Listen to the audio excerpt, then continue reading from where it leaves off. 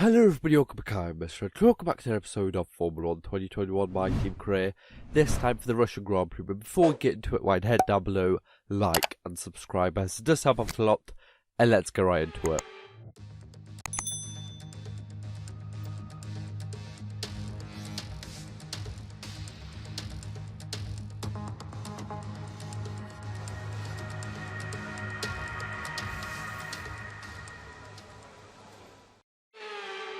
So here I am out for my flying lap around the Russian Grand Prix over here, of course.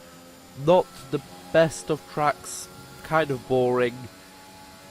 It just doesn't have too many overtaken places, I guess, if you're on kind of like the same on the same tyres of the same age. That's basically what I want to get across, yes. You can easily get stuck in a DRS straight, and basically you're there for a long time before anything kind of happens. We might be seeing that in the race, but yeah, I guess we'll see. So on to my third lap over here, 16th right now, P16, and we are gaining about 2/10 at the moment, so I guess we're going to see where we end up after this lap over here. It is going to be quite interesting to see, because our car is actually quite decent, I'd say, on the straights. I get at least that's what it feels like to me. It's quite good on the straights, but we of course struggle a lot in the corners. So I guess we are going to see how well we do in the corners all the way over here, as we did actually lose some time going into the second sector, but over there gained massive amounts of time, nearly 3/10 gained just from that one corner alone. So if we would have put a full lap together, it would have been, well, at least 4/10, if not even more. But we crossed the line over there, and we get up to P15. So not too bad, not too good. About 1.7 seconds away from pole, who's of course Max from Leclerc from Perez. So quite interesting, top three. But I guess we're going to see if we can do anything during the race. Welcome along then to Sochi and the Russian Grand Prix, one of 8 cities in the world to play host to both the Olympics and a Formula 1 race. It's a Grand Prix that's proven difficult to crack for anyone beyond the first 2 rows of the grid in recent years, so let's see if that can change today. It's time to go racing then in the Sochi Autodrome, where the long run down to the heavy braking zone at turn 2 is one of 2 DRS zones around this 3.6-mile circuit. The other, of course, down into turn 13. 18 corners make up a lap here today, with an average speed somewhere in the region of 130 miles an hour. Anthony Davidson joins me once again in the commentary box, and it's fantastic to have you with us here today. But I'm curious, as a man with experience out on the track, how do you stop those pre-race nerves from becoming overwhelming when you're lining up on the grid? But from the moment qualifying's over, you start to feel the adrenaline in your body build up and the buzz in your stomach as you anticipate the run down into turn 1. It's all a bit like going into battle, and the unknown situation makes you nervous. Those pre-race nerves are a good thing. The day you don't have them means that you don't care anymore. And of course you have to make sure that all the procedures are second nature to you, so that they're not taking up too much of your capacity. Let's run you through the driver grid order for today's exciting race. A fantastic effort from Charles Leclerc yesterday puts him on pole, edging out Sergio Perez, who lines up P2. As we continue through the rest of the grid today, we have Sainz, Hamilton, Daniel Ricciardo and Norris, Bottas, Gasly, Vettel and Max Verstappen, Fernando Alonso, Stroll, Red and Giovinazzi, Russell, Latifi, Yuki Tsunoda and Callum Island, Mazepin, Raikkonen, they've taken a grid penalty, Ocon and Mick Schumacher. That's it then, it's time to go racing as we head to trackside for today's race.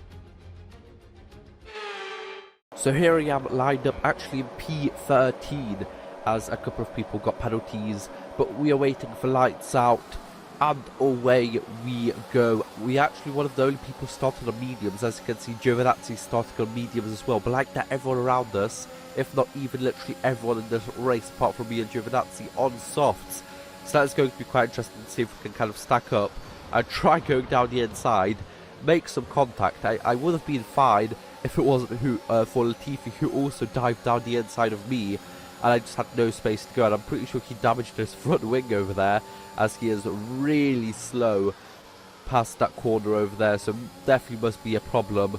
As on lap 3 over here with DRS, we try and go down the inside of Alonso. Is it going to work? We go deep, really deep, and Alonso actually gets past us once again. He actually has a 5-second time penalty, not really sure for what, but yeah, he gets past us with those softs, of course, more grip, and even though we had more speed with the DRS, we just kind of messed up under the brakes. But later on in lap 3 over here, we try and overtake him once more. Is this going to work this time around? It is. Here we can see from his point of view how it looks like, and we just go past. He actually loses 2 places to me and to Pierre Gasly over there, as Pierre Gasly tries to go down the inside of me. We brake a little bit later over here and managed to keep the P10, which is quite good for us. But on to lap 7, Gasly comes back at me a lot sooner this time around, and he is going to get that P10 this time around. I try and go down a bit later, brake a bit later, but it was just not enough. And Pierre Gasly gets past us as we move down to P11. Now, as you can see, the softs might be faster, but actually I was keeping pace with Gasly over here. We get past him, but he gets the inside, and we can't go around the outside. We don't have enough pace to be able to do that, not enough grip on these mediums. Try and go down the inside, but that's not really a corner they can go down the inside of, as on lap 10, Kimi Räikkönen is out some sort of mechanical issue or problem, not really sure. Lap 11, people pit, and lap, 11 still, but going on to lap 12 over here. As you can see, the rest of the people pitting down, the only person still out is actually Sebastian Vettel, 10 seconds ahead on the softs.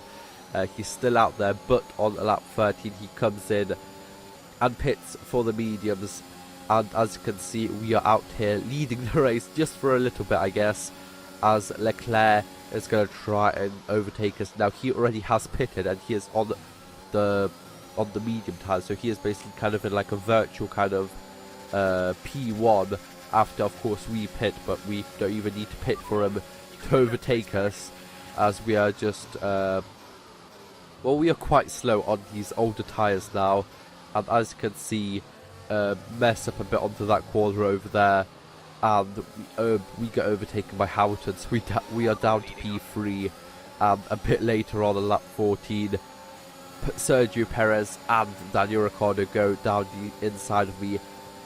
These tyres just don't have enough grip. Actually, we overtake, we can re-overtake Daniel Ricciardo over there just for a bit, but as you can see, just way more grip. All of the cars around me, I just look like a Formula 2 car compared to all of these, or like a Haas compared to a Mercedes in this kind of situation. We are just so slow compared to absolutely everyone, because of course they are on fresher tyres. We have been on these mediums since the start, and it's lap 15, so it's kind of understandable that we are just so much slower than everyone around us, as yeah, we just need to pit for the softs. We are doing from a pit stop from the mediums to the softs, kind of like the inverse to what everyone else did. And there you go, finally on to lap 17, pitting for the softs over here. And to be honest, kind of looking back at it, I should maybe gone from the softs to the mediums like everyone else did, or maybe kind of boxed in a little bit earlier, but I'm not really sure, because then we would have been off the pace on the softs during the end of the race. I think this is probably the best that we could probably hope for during this race. I guess you're going to see how it turns out over here as we exit a pit, and Ocon and Russell are on the main straight. Are we going to be fast enough to actually get out in this P12? Yes, we are. There's definitely, well, there's over a second margin over there, so we definitely had a lot of pace before that, and we managed to keep ahead and in P12. As you can see, lap 20 and lap 25 a bit later on over here. 3.5 seconds to Ocon and 12 seconds to Stroll. I'm pretty sure it was like 15 seconds to Stroll. Onto the final lap. Ocon kind of came close, so we actually kind of caught up to Stroll only by a couple of seconds. It wasn't enough though, and P12. I think it's the best we could hope for during this race.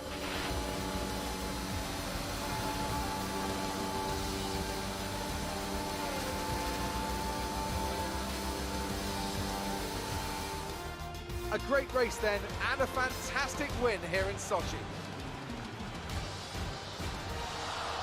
Anthony Davidson, how do you think they were able to set themselves apart today? Well, time management probably played quite a large role in the outcome of this one. As ever, it's not just about speed, it's all about maintaining that speed consistently over a stint, over a race distance. So being able to keep up the lap times while still being smooth on the controls and gentle on the tyres, that's really where the race was won today.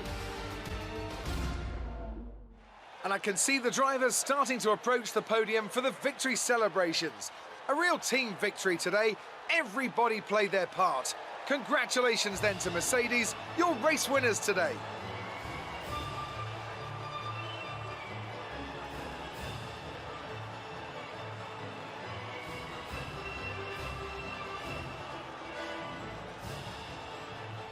So there we go, not the best of races for us, but it's probably the best we could have hoped for during this race.